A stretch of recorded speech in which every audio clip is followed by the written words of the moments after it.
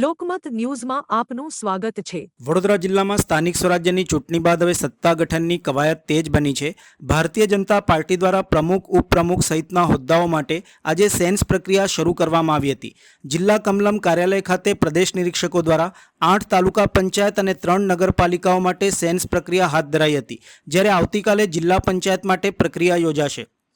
વડોદરા જિલ્લા પંચાયત, તાલુકા પંચાયત, નગરપાલિકાઓમાં ભાજપે બહુમતી મેળવી હોવાથી હોદ્દા ફાળવણી માટે ભારે ગતિવિધિ જોવા મળી રહી છે।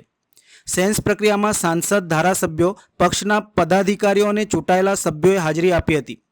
વડોદરા જિલ્લા બીજેપી પ્રમુખ ડૉક્ટર બીજે બ્રહ્મભટ્ટે જણાવ્યું હતું કે પાર્ટીની વિચારધારા સાથે સંકળાયેલા તેમજ પ્રજાલક્ષી કામો માટે તત્પર એવા ગુણ પદના ઉમેદવાર માટે હોવા જોઈએ, જ્યારે કરજણ સિનોર પોરના ધારાસભ્ય અક્ષય પટેલે જણાવ્યું હતું કે પાર્ટીની વિચારધારા સાથે છેવાડાના માનવી સુધી સરકારની તમામ યોજના પહોંચાડી શકે તેવા ગુણ પણ ઉમેદવારોમાં હોવા જોઈએ।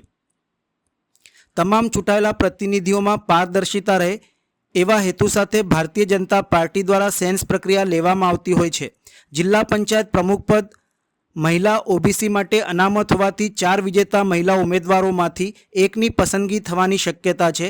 સેન્સ પ્રક્રિયા માટે નિરીક્ષક તરીકે નીતિન ભજીયાવાલા જે સુરતના અધ્યક્ષ રહી ચૂક્યા છે, જ્યારે સુરતના પૂર્વ મેયર હેમાલી બોધવાલા, તાપી જિલ્લાના પૂર્વ મહામંત્રી વિક્રમ તરસાડિયા દ્વારા તમામ ઈચ્છુક ઉમેદવારોની સેન્સ લેવામાં આવી રહી છે।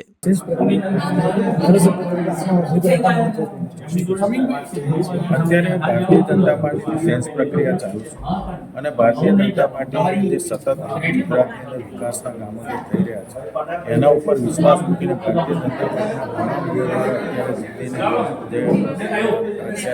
જે સત્તા આવ્યા છે એના માટે જે સેન્સ પ્રક્રિયા છે વિકાસના કામો ચાલુ છે, જે અવિરત ચાલુ રહે એ રીતેની લોકોની અત્યારે સેન્સ પ્રક્રિયાની અંદર પાર્ટી નક્કી કરશે અને મને વિશ્વાસ છે કે ભારતીય જનતા પાર્ટી